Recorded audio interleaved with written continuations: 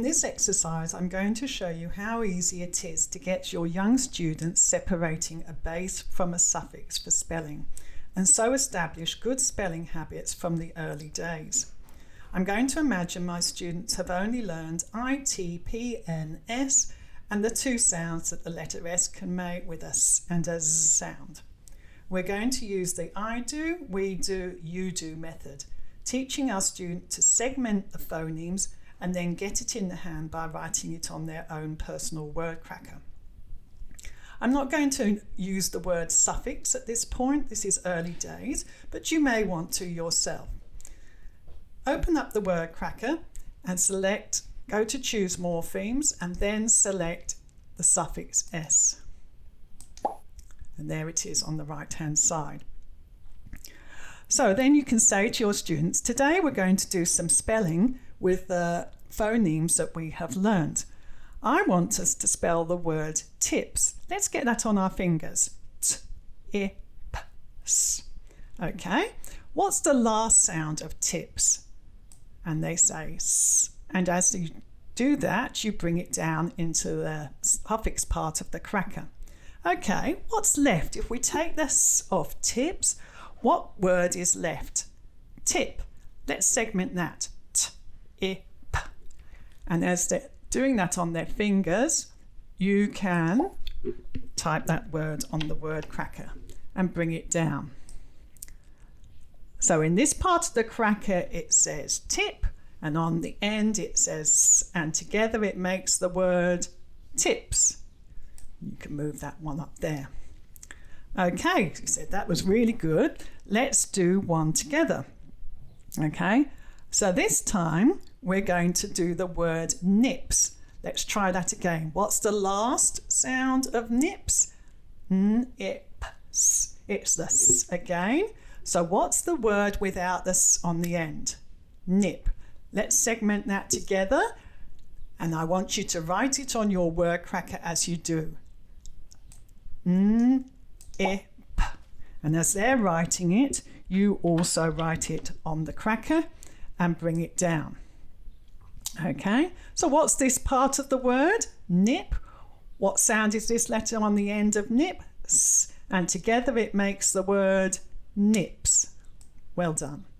Okay, now it's your turn. So I've done it, we've done it, and now it's your turn.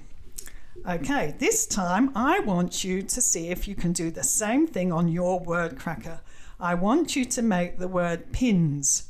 So segment that on your fingers, and they should be segmenting this, pins, all right, and then putting the S on the ends. Now this will be interesting. Can they remember that that S can make that Z sound? And then writing pin in the middle.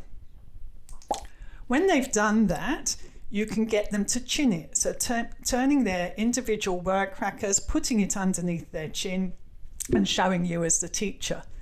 And then you have a quick feedback as to who is getting this correct and who is having difficulty with segmenting the phonemes.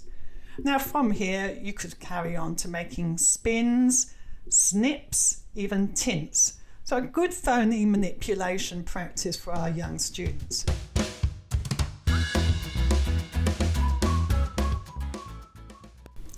Spelling words such as says, does and goes is very challenging for a student who's in intervention, because that student will often want to revert to spelling them phonetically. Let's assume that our students have already been taught the suffixes S and ES. And so by that, they already know that those suffixes will make a noun plural and will alter a verb. I've gone to my cracker and I'm going to choose morphemes.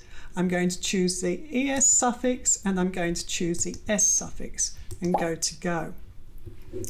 Now I'm going to add in some extra base words. So let's just put in the word run, and let's put another one in, think. And I'm going to bring that down. Let's start with that think one. And we can run through this with our students. We can say, I think that it's going to rain today. They think that it's going to rain today.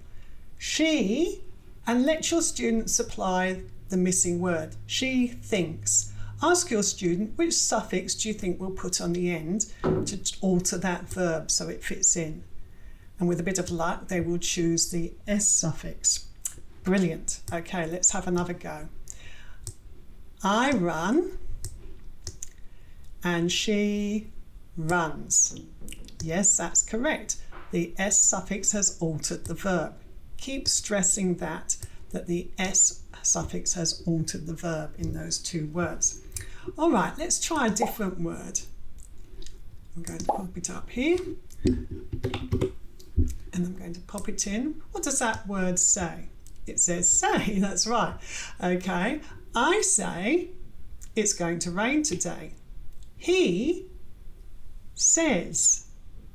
Yes, now get it on your fingers. How would you normally think you'd spell says? S-E-Z. Okay, that's what it sounds like, but it's not how it's spelt. We're going to use this base word say, and we're going to add a suffix on. Which suffix do you think we will use? You might get the ES, you might get the S, but I'm hoping they will choose the S. Okay, so then we can run through it, say, I say, he says. She says, they say, and you can keep playing through that. Now let's try another word.